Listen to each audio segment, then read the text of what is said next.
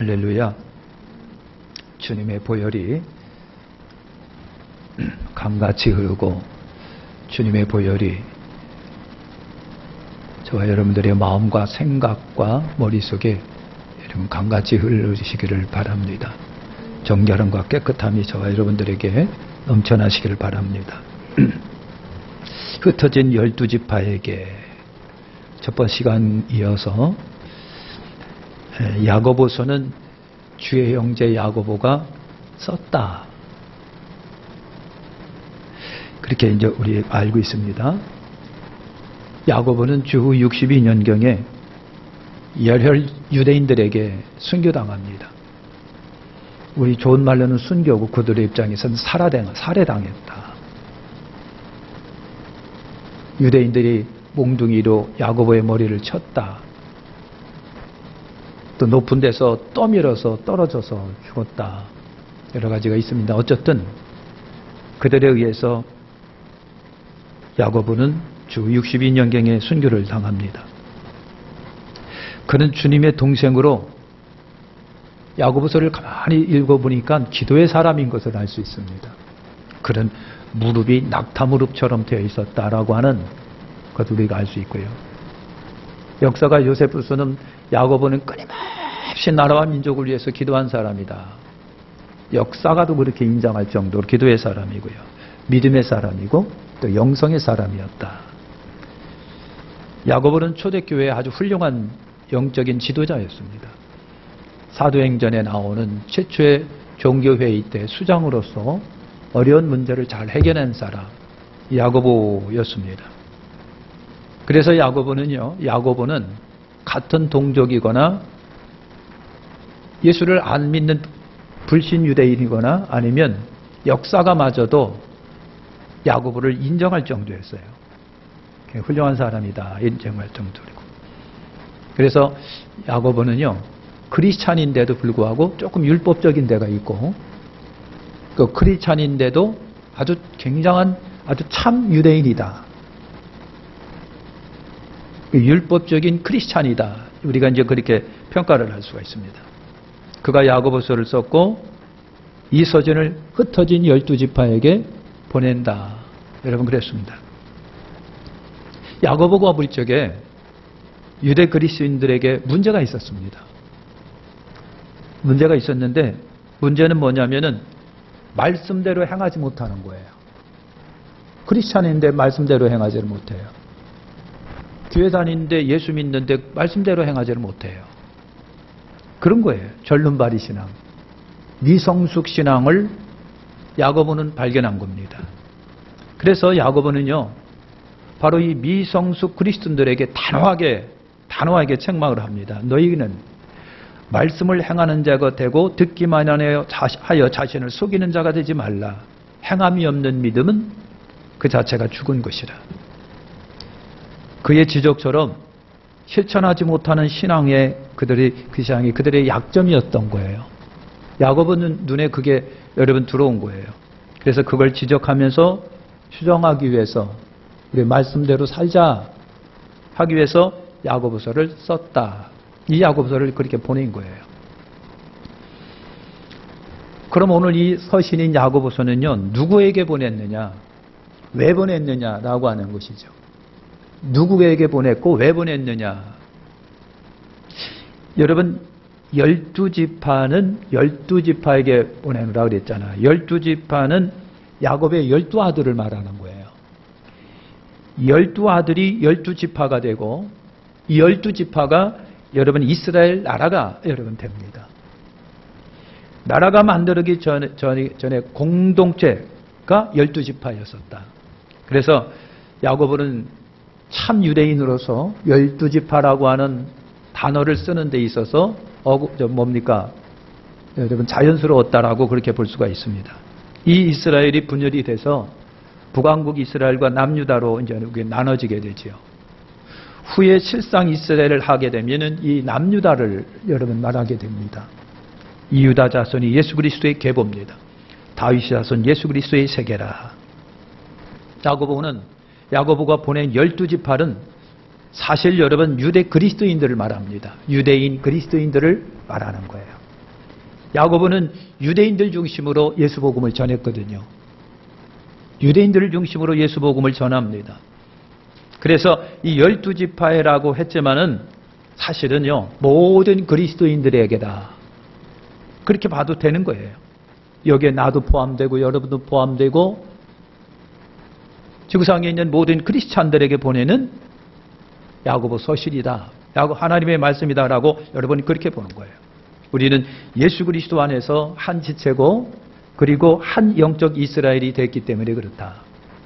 그래서 성경 하나님의 말씀은 곧 나에게 보내주시는, 우리에게 보내주시는, 나에게 촉구하는, 나에게 경고하는, 나에게 훈계하는 말씀이다.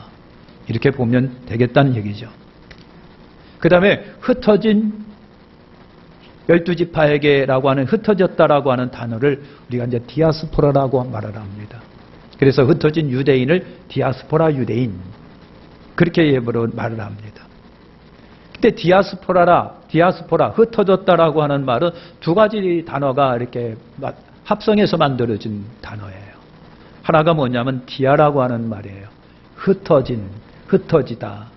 스포라, 씨라고 하는 말입니다. 열매의 씨라고 하는 단어이기도 합니다. 그러니까 흩어진 씨가 디아스포라예요. 흩어진 씨가. 매우 의미가 있는 것은요, 흩어진 씨는 가만히 있지를 않는다. 흩어진 씨는 가만히 있지를 않는다. 여러분 생각하는 거, 새들이요, 열매를 따먹어요. 씨를 갖다가 아무나 가서 그냥 실내를 해버립니다. 거기서 싹이 나와서 또 자라가지고 열매를 맺혀요. 흩어진 씨라고 하는 것이 여러분 참 의미가 있는 것이요. 여러분 그렇습니다.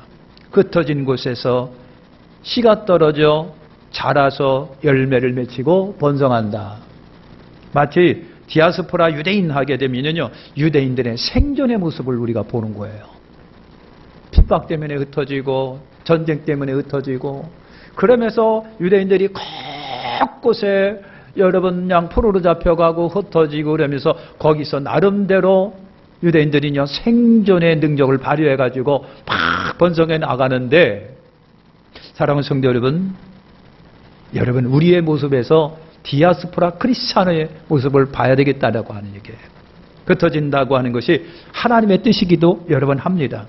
예루살렘 교회가 핍박이 일어납니다. 사도행전 8장에 보니까 그래요. 막 핍박이 나가지고요, 사도회는 다 흩어졌더라. 유대인들이 가지 않는 사마리아까지 내려가고요, 사방팔방에 흩어진 그 크리스찬 씨들이 무서워서 회피하고 도망가서 꼼짝 않고 숨어 지낸 것이 아니라 거기서 예수 복음을 전했다라고 하는 거예요. 거기서 예수 복음을 전합니다. 여러분, 여기 하나님의 뜻이 있다고 하는 겁니다. 복음이 흩어져 전함이 주님의 바람이고 뜻이다. 우리 예수님이 예루살렘 온 유대와 사마리아 땅끝까지 이르러 내 복음을 전하라. 주님이 그랬었잖아요. 사실 핍박 때문에 흩어진 그리스도인들이 곳곳에 씨가 되어 번성하고 열매를 맺어 복음의 확장을 가져왔다. 흩어진 유대인 그리스도인들이 씨가 되어 이방 세계의 복음을 전했다. 그러므로 흩어진 크리스찬, 저와 여러분들이 오늘 디아스포라가 돼서 여러분 교회로부터 각자의 삶으로, 직장으로, 가정으로, 주변으로, 동네로, 학교로 여러분 흩어져 가지고 씨가 되어 가지고 거기서 떨어져서 발화하고 자라서 그리스도의 복음, 십자가의 복음을 뿌려놓고 성장시켜야 할 의무와 책임이 저와 여러분들에게 있다는 얘기죠. 그래서 하나님 나라를 이루는 것, 이것이 주님의 뜻이다. 그래서 디아스포라 유대인, 디아스포라 12지파에게, 흩어진 12지파에게 보낸다라고 여러분 그런 거예요. 할렐루야. 그러면 주의 형제 야고보가 야고보서를 여러분 썼어요. 야고보가 성경에 포함될 때는요, 포함되기 전까지는 참 여러분 서글픔을 많이 당했던 서신이 야고보 서신이에요.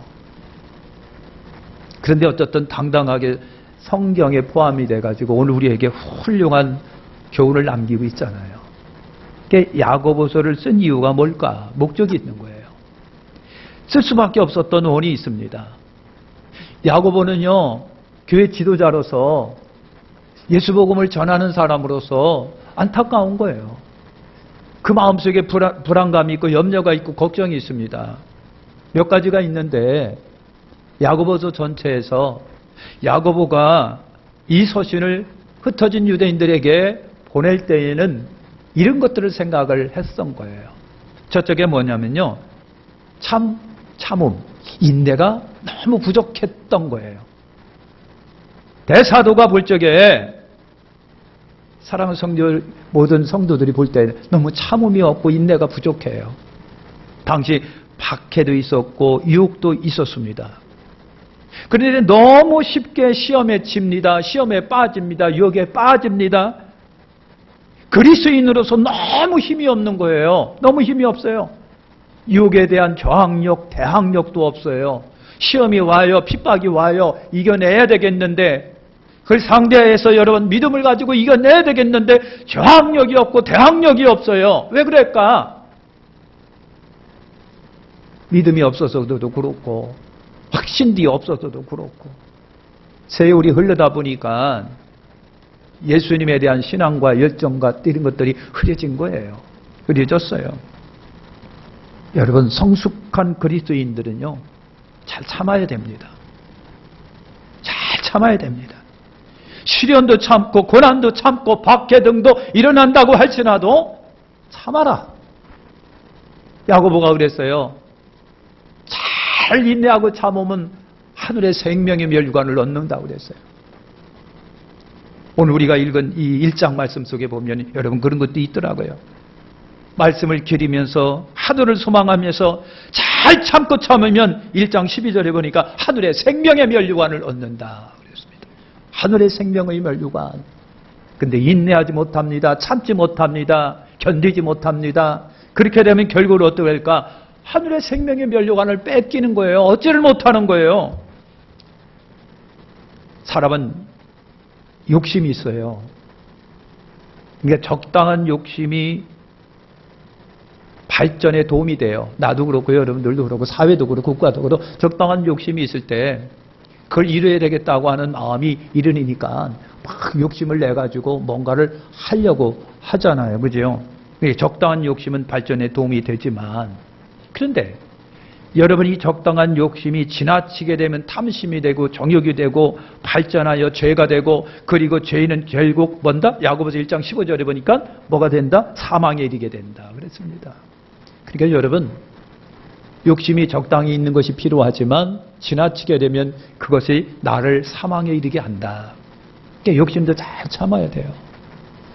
욕심도 잘 참고 하늘의 소망을 바라보면서 여러분 세상의 것에 부귀영화 등등에 대하여 인내를 하고 잘 참을 줄 알아야 한다. 야고보는요, 당시의 유대 크리스찬들에게 말하고 있는 것이 여러분 그거예요. 우리 예수님을 믿은 지 얼만데, 당신들이 예수 그리스도 믿고 교회 다닌 지가 얼만데, 어떻게 예수 신앙이 있다고 하면서도 왜 인내하지 못하냐? 핍박에 인내하지 못하고 유혹에 인내하지 못하고 말이야. 욕심에 넘어지고 말이야. 어떻게 그럴 수가 있느냐고. 그래서 야고보는요, 바로 이 유대인 크리스찬들에게 잘 참으십시오. 욕심도 참으시고 핍박이 와더라도 고난이 오더라도 견디십시오. 이기십시오. 하늘의 생명의 멸류관을 바라보십시오. 야고보는요, 그렇게 여러분 말하고 있는 거예요. 말하고 있어요.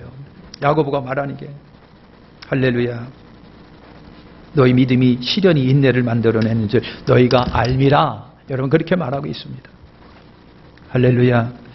여러분, 참음과 인내가 부족한 저들에게, 오늘 우리들에게도 마찬가지예요. 잘 참고 인내하지 못하고. 자, 두 번째는 여러분 뭡니까? 말씀의 실천성이 없는 거예요. 말씀의 실천성. 잘 아는데 삶에 실천하지 못해요. 말씀대로 순종하며 살지를 못해요. 신앙 따로, 삶 따로예요. 교회 밖에 나가면은 자연인의 모습으로 또 돌아가요. 직장에 들어가니까 여러분 안 믿는 동료들과 똑같은 삶이 돼요. 일주일 내내 예수 없이 살아가고 말씀 없이 살아갑니다. 할 거 다 하고 못할 거 다 못할 것도 그냥 다 뿌리고 살아갑니다. 그리고 교회에 올라옵니다. 그리고 나는 누군데 하면서 살아가는 이중성을 야고보가 본 거예요. 이중성을 봅니다. 말씀대로 순종하며 살지를 못해요. 신앙 따로, 삶 따로, 교회 따로, 가정생활 따로, 직장생활 따로가 일어납니다. 그래서 야고보가 단호하게 말합니다. 내 형제들아, 만일 사람이 믿음이 있느라고 행함이 없으면 무슨 유익이 있으리요? 그 믿음이 있는 자기를 구원하겠느냐 그랬어요. 믿는다고 하면서 따로따로 신앙, 가정이 따르고 직장이 따르고 교회에서 삶이 다르고 사회에서 삶이 달라요. 이중적이에요. 그러면 그 믿음이 너를 구원하겠느냐? 그 믿음이 너를 구원하겠느냐? 아니, 당신이 구원받은 사람이라고 말할 수 있겠느냐 말이지. 야고보가 볼 적에는 그게 아쉬운 거예요. 그게 답답한 거예요. 그래서 그리스도인들의 삶의 이중성을 경계한 거예요. 교회 안과 밖의 삶이 같기를 바라신 거예요. 같기를. 교회 안의 열정과 열심과 고백이 여러분 밖에 나가서도 아니면 죽음 앞에서도 아니면 권력 앞에서도 아니면 핍박 앞에서도 교회에서 고백했던 예수가 동일하기를 바라고 서슬이 퍼런 권력 앞에서도 그렇게 말을 할 수가 있고 당당히 그렇게 해야 되는데 안 그런 거, 못하는 거 있는 거. 그런 신앙 고백이 교회 안에서의 고백이 바깥에 나가서도 사람 앞에서도 똑같하기를 여러분 야고보가 바라고 있는 거예요. 바라고 있죠. 주의 형제 야고보는요.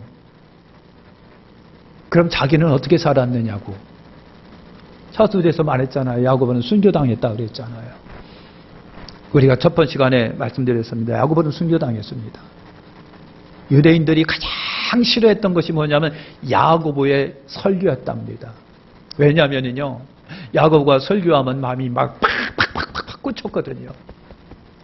회개가 하면 좋겠는데 회개를 못하고요, 막 승질을 부리는 거예요. 네가 뭔데 하면서. 오죽하면 여러분 성경에는 없습니다만은 등 떠밀어 갖고 높은 데서 떨어뜨려서 야고보를 죽였잖아요. 너무 싫어가지고 이럴 수가 없는 거예요. 여러분 주의 형제 야고보는요 그렇게 동일하게 삶을 살았습니다. 수인주의 자리까지 당당히 임했습니다. 세 번째는요 언어의 조심성이 없었던 거가 문제입니다. 언어의 조심성이 말의 절제가 없었어요. 말이 많고 그 말에 실수가 굉장히 많이 일어납니다. 함부로 말해버립니다. 그 말 때문에 상처가 납니다. 아픕니다. 싸웁니다. 실족이 일어납니다. 공동체가 갈라집니다. 그래서 바울이 그랬어요. 야고보가 그랬어요. 아니 교회에서는요 할렐루야 하나님 감사합니다 찬양하고 그러면서 그 입으로 저주의 말을 쏟아냅니다. 욕을 쏟아냅니다. 증오의 말을 쏟아냅니다. 분열의 말을 쏟아낸다라고 하는 거예요. 아니 한 입으로 어떻게 복과 저주의 말이 같이 나오느냐고. 어떻게 한 입에서 하나님 찬양하면서 한쪽에서는 한 입으로 부정과 상처를 주는 말이 쏟아져 나오느냐고. 야고보가 볼 적에 이건 아니었다라고 하는 얘기입니다. 우리 입의 언어의 중요함을 말하고 있는 겁니다. 우리의 삶을 뒤흔들고 우리의 삶을 역주행케 하는 것이 뭐다? 삶의 바퀴를 불사르는 것이 우리 입의 말이라고 여러분 야고보가 그랬잖아요. 내 말이 씨가 되어 그 내가 내뱉은 말 때문에 내 삶을 옴짝달싹 못하게 둘레 씌우기도 하는 거. 이것이 내가 한 말이에요. 내가 한 말. 내 말이 내가 걸리고 넘어지고 큰 오점을 여러분 남겨버리고 마는 거예요. 우리 공동체를 암울하게 하고 싸우게 하는 1등 공신이 말이다. 1등 공신이 말이다. 언어다라고 하는 겁니다. 그래서 말조심하라고 하는 거예요. 우리 입에 파수꾼을 세워야 돼요. 성령의 파수꾼, 말씀의 파수꾼, 믿음의 파수꾼을 세워가지고 우리 말의 은혜를 소금의 고르게 함처럼 여러분 말씀의 언어를 정말 절제하고 다스릴 줄 아는 크리스찬이 되기를 바라고 있는 거예요. 말하기 전에 좀 생각 좀 하고 생각하고 좀 말을 하고. 네 번째는요, 야고보가 볼 때 화평하지를 못해요. 평하지를 못하는 거예요. 싸움과 다툼이 막 교회 안에 막 이루어집니다. 서로 싸웁니다. 전쟁합니다. 법정 다툼합니다. 난리가 났습니다. 아니 사랑의 공동체 교회가 예수 사랑으로 덮어지고 이해하고 용서해 줄 그 교회인데 서로 물고 뜯고 싸우고 다투고 싸움과 다툼이 일어나는 거예요. 싸움과 다툼이 사랑의 공동체인데 그리스도 예수 그리스도의 사랑을 입어 그 사랑을 실천해야 할 교회인데 무리가 그런데 세상보다 더하게 이상한 반대 현상이 나타나는 거에 대하여 야고보는요 속상한 거예요. 왜 이래야만 합니까? 왜 그래야만 합니까? 그러면서 4장에 보면은요 왜 싸움과 다툼이 일어나느냐, 야고보가 볼 적에 왜 싸움과 다툼이 우리 생활 속에 일어납니까? 왜 싸움과 다툼이 일어납니까? 4장 1절에 보니까 정욕 때문이라고 말을 합니다. 정욕이랍니다. 욕심이에요. 이기심이에요. 기득권 쌓으려고 하는 다툼이에요. 내 것 독차지하려고 하는 내 중심이 되려고 하는 거, 이거예요. 싸움과 다툼의 원인이 정욕이라고 말하고 있습니다. 세상을 사랑하는 거, 그 원인이 거기에 있다라고 하는 겁니다. 용서의 마음을 가지고 살아가야 되는데, 욕심을 버리고 살아가야 되는데, 천국을 사랑하되 세상 사랑을 버려야 하는데, 이해하고 주 안에서 품고 살아야 하는데, 사랑은 허다한 허물을 덮는다라고 했는데, 그랬는데 여러분 순종하지 못하고 실천하지 못한 당신들의 믿음이 당신을 구원하겠느냐고 야고보는 그렇게 책망을 하고 있습니다. 5번째는요, 이게 물질의 집착인 거예요. 물질의 집착. 그러니까 여러분 불이한 물질 축적이 사정없이 일어납니다. 물질에 대하여 애착이 굉장히 커갑니다. 물질 축적을 위해서 불법도 자영합니다. 어려운 이웃도 서슴없이 괴롭힙니다. 자기만 생각하고 이웃을 전혀 외면하고 있습니다. 돕지를 못합니다. 그래서 야고보가 그래서 마치 도살할 날에 소나 돼지처럼, 여러분 도살할 것도 모르고 잔뜩 먹어갖고 배는 땅땅해가지고 만족스러워하는 소나 돼지처럼 곧 죽을 것도 모르고, 여러분 야고보가 표현한 것이 그래요. 죽을 줄 모르고 열심히 먹고 살을 찌우는 거, 이게 얼마나 어리석었냐고요. 살면서 우리가 물질이 중요함을 잘 알아요. 돈이 있어야 하는 거 잘 알아요. 여러분 그랬습니다. 열심히 최선을 다해서 열심히 직장 생활도 하고 노력을 해서 물질도 잘 벌어야 돼요. 돈 없으면요 양반도 소용없어. 돈이 있어야 돼. 돈이 있어야 돼요. 열심히 돈을 벌고 저축하며 잘 사시길 바랍니다. 그런데 그것이 어느 날서부터 우상이 되기 시작하면 그 돈이 나를 먹어버린대요. 그 돈이 나를 죽이는 독이 된대요. 그렇잖아요. 그 돈이 우상이 되어 내 삶을 송두리째 좌지우지 움직인대요. 그래 하나님을 모르게 한다는 거예요. 하나님도 없게 만드는 거예요. 돈을 사랑하는 것이 일만하게 뿌리가 되는 걸 여러분 잘 아시잖아요. 우리 예수님이 그러셨어요. 부자가 천국 가는 것이 낙타가 바늘구멍 빠져나가는 것보다 더 어렵다는 거예요. 돈은 굉장히 중요한데 우리가 살다 보니까 돈 없는 서러움, 쓰긴 써야 되겠는데 없어서 못 쓰는 돈에 대한 서러움이 굉장히 큰데 있어야 되는데 그런데 까딱 잘못하면 그 돈이 나를 죽이는 독이 된대요. 지금 야고보가 말하고 있는 이 사람들, 물질에 눈이 멀어서 이웃도 몰라보고 불의한 불법과 가난한 자 없는 사람들 착취하고 벌어들이고 그래서 자기의 도살을 향해 배만 채우는 저 불의한 재물에 눈이 먼 집착하고 있는 저 사람들을 야고보가 보면서 지금 이 말씀을 하고 있는 거예요. 있는 줄을 족하게 생각해라. 여러분, 적당한 재물 재산이면 좋은 건데요. 이것이 지나치게 되면 인생을 피곤하게 만든다. 어렵게 만든다. 우리 주변 뉴스를 통해서 바라보고 있는 것이 다 부패 속에는 뭐가 있느냐면 이 돈이 껴들어 있어요. 그죠? 다 부정 속에는 부패 속에는 이 돈이 들어있는 거예요. 돈. 응? 그것도 여러분 1, 2푼들이 아니요. 그런 겁니다. 물질 집착이 컸다. 그래서 오늘 크리스찬으로서요, 있는 줄을 족하게 생각하고 적당한 재물 재산하면 족한 줄 알고 지나치면 인생을 피곤하게 한다고 하는 거 알면서 여러분 야고보의 음성에 귀를 기울이는 거예요. 마치겠습니다. 여러분, 성경 말씀은요, 우리 그리스도의 인생의 교사입니다. 그래서 성경이 왜 쓰여졌느냐?